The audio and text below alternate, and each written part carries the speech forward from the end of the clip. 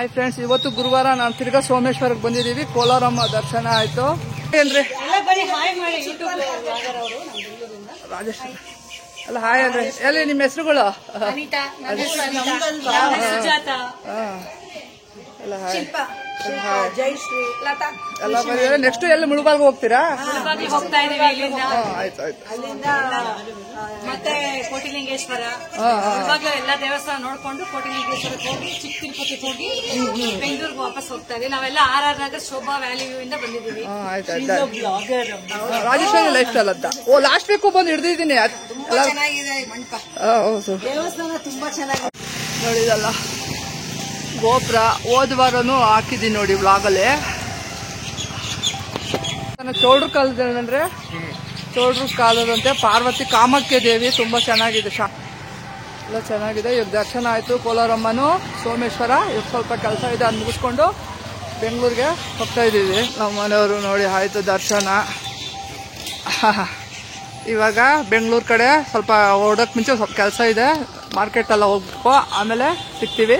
ಶಂಕರಾಚಾರ್ಯರು, ದತ್ತಾತ್ರೇಯ ಸ್ವಾಮಿ, ಸರಸ್ವತಿ ಎಲ್ಲ ಆಯ್ತು. ಇಲ್ಲಿ ಮಠಕ್ಕೆ ಬಂದಿದ್ದೀವಿ. ಹಾಯ್ ಫ್ರೆಂಡ್ಸ್, ಮೊನ್ನೆ ಕೋಲಾರಕ್ಕೆ ಹೋಗ್ಬಿಟ್ಟು ಬಂದ್ವಿ. ತಿರ್ಗಾ ಸೋಮೇಶ್ವರ ಟೆಂಪಲ್ಗೂ ಹೋಗ್ಬಿಟ್ಟು ಬಂದ್ವಿ. ಅಲ್ಲಿ ದೇವಸ್ಥಾನದ ಕಾಯಿ ಇದೆಯಲ್ಲ ಪ್ರಸಾದನ, ಇವಾಗ ಅಲ್ಲೇ ಕೋಲಾರದಿಂದ ಸ್ವಲ್ಪ ಮಾವಿನ ಹಣ್ಣು ತೊಗೊಂಡು ಬಂದಿದ್ದೀವಿ. ಅದರಿಂದ ಸ್ವೀಕರಣೆ ಮಾಡ್ಕೊಡ್ತೀನಿ. ಇನ್ನೇನು ಮಕ್ಳಿಗೆ ಸ್ಕೂಲ್ ಶುರುವಾಗುತ್ತೆ. ಸ್ವಲ್ಪ ಸೋಮೇಶ್ವರ ಟೆಂಪಲ್ನ ವಿಡಿಯೋದಲ್ಲಿ ಹಾಕಿದ್ದೀನಿ. ಹಾಗೆ ಬೆಂಗಳೂರಿಂದ ತುಂಬ ಜನ ಬಂದಿದ್ರು. ಬೆಂಗಳೂರಿಂದ ಟ್ರಾವೆಲ್ ಮಾಡಿಕೊಂಡು ಬೆಂಗಳೂರು ರಾಜರಾಜೇಶ್ವರಿ ನಗರದಿಂದ ಲೇಡೀಸ್ಗಳೆಲ್ಲ ಬಂದಿದ್ರು. ಅವ್ರದ್ದು ಒಂದು ಕ್ಲಿಪ್ಪಿಂಗ್ನ ಹಾಕ್ತೀನಿ. ಬನ್ನಿ ಸ್ವೀಕರಣೆ ಯಾವ ಥರ ಮಾಡೋದಂತ ನೋಡೋಣ. ತುಂಬ ಶೆಕೆ ತಿರ್ಗ ಶುರುವಾಗಿದೆ. ದಯವಿಟ್ಟು ಲೈಕ್ ಮಾಡಿ, ಸಬ್ಸ್ಕ್ರೈಬ್ ಮಾಡಿ ಅಂತ ಕೇಳ್ಕೊಳ್ತೀನಿ. ಬನ್ನಿ ಸ್ವೀಕರಣೆ ಯಾವ ಥರ ಮಾಡೋದಂತ ನೋಡೋಣ. ನೋಡಿ, ಮಾವಿನಕಾಯಿ ಸ್ವೀಕರಣೆಗೆ ಕೋಲಾರದಿಂದ ತಂದಿದ್ದು ಮಾವಿನ ಹಣ್ಣು, ಸ್ವಲ್ಪ ಬೆಲ್ಲ, ತೆಂಗಿನಕಾಯಿ ದೇವ್ರ ಪೂಜೆ ಮಾಡಿಸಿದ್ವಲ್ಲ ಕಾಯಿನ, ಅದು ಸ್ವಲ್ಪ ಹಾಕೊಂಡಿದ್ದೀನಿ. ಇನ್ನೂ ಬೇಕಾದ್ರೆ ಹಾಕೋಬೋದು. ಸ್ವಲ್ಪ ಮಾಡ್ತಾ ಇದ್ದೀನಿ. ಆಮೇಲೆ ಯಾಲಕ್ಕಿ ತಗೊಂಡಿದ್ದೀನಿ, ಸ್ವಲ್ಪ ಸಕ್ಕರೆನೂ ಸೇರಿಸ್ತೀನಿ. ಆಮೇಲೆ ಸ್ವಲ್ಪ ಗೋಡಂಬಿ, ಬೇಕಾದ್ರೆ ಬಾದಾಮಿ ನಟ್ಸು ಸಹ ಹಾಕೊಳ್ಬೋದು. ಬನ್ನಿ ಯಾವ ಥರ ಮಾಡೋದು ಅಂತ. ಇವಾಗ ಮಾವಿನ ಹಣ್ಣು ಸಣ್ಣ ಸಣ್ಣದಾಗೆ ಹೆಚ್ಕೋತೀನಿ. ಇದು ತುಂಬ ಚೆನ್ನಾಗಿರುತ್ತೆ ಚಪಾತಿಗೆ ಎಲ್ಲದಕ್ಕೂ. ಹಾಗೆ ಇವತ್ತು ಬೇಸಿಗೆ ಅಲ್ವಾ, ಸಮ್ಮರಲ್ಲಿ ಬೇಕಾದ್ರೆ ಫ್ರಿಜ್ಜಲ್ಲಿ ಇಟ್ಕೊಂಡು ತಿಂದು ತುಂಬ ಚೆನ್ನಾಗಿರುತ್ತೆ. ಪೂರಿ ಜೊತೆಗೂ ಸಹ ಸ್ವೀಕರಣೆ ತುಂಬ ಚೆನ್ನಾಗಿರುತ್ತೆ. ಅದು ಮಾವಿನ ಹಣ್ಣು ಹೆಚ್ಕೊಳ್ತೀನಿ. ಬನ್ನಿ, ಮಾವಿನ ಹಣ್ಣು ಚೆನ್ನಾಗಿ ಉಪ್ಪು ಹಾಕೊಂಡು ತೊಳ್ಕೊಂಡೆ. ಇವಾಗ ಅದನ್ನ ಸಣ್ಣ ಸಣ್ಣದಾಗೆ ಹೆಚ್ಕೊಳ್ತೀನಿ. ತುಂಬ ಹಣ್ಣಾಗಿ ಹೋಗ್ಬಿಟ್ಟಿದೆ. ಸ್ವೀಟಾಗಿದೆ ಹಣ್ಣು. ಕೋಲಾರ್ಗೆ ಹೋಗಿದ್ವಿ, ಹಾಗೆ ತಗೊಂಡು ಬಂದ್ವಿ. ನೋಡಿ, ಚೆನ್ನಾಗಿದೆ ಹಣ್ಣು. ಸ್ವೀಟ್ ತಿಂದ್ವಿ. ನಮ್ಮ ಮನೇಲಿ ಮರದು ಕೊಟ್ಟಿದ್ರು, ಅದು ಖಾಲಿ ಆಗೋಯ್ತು. ಸರಿ, ಅಲ್ಲಿ ಹೋಗಿದ್ವಲ್ಲ ದೇವಸ್ಥಾನಕ್ಕೆ. ನಮ್ಮ ದೊಡ್ಡವನು ತುಂಬ ಸ್ವೀಟ್ ಇಷ್ಟ. ಅದಕ್ಕೆ ಇವಾಗ ಇದನ್ನ ಸಣ್ಣ ಸಣ್ಣದಾಗೆ ಇದು ಮಾಡ್ಕೋಬೇಕು. ನೋಡಿ, ಮಳೆ ಬಂತು, ತಿರ್ಗಾ ಯಾಕೋ ತಿರ್ಗಾ ಸೆಕೆ ಆಗೋಯ್ತು ಬೆಂಗಳೂರು. ಅದಕ್ಕೆ ಈ ನಡುವೆ ಅಡುಗೆ ವಿಡಿಯೋ ಸ್ವಲ್ಪ ನಿಧಾನ ಆಗ್ತಿದೆ.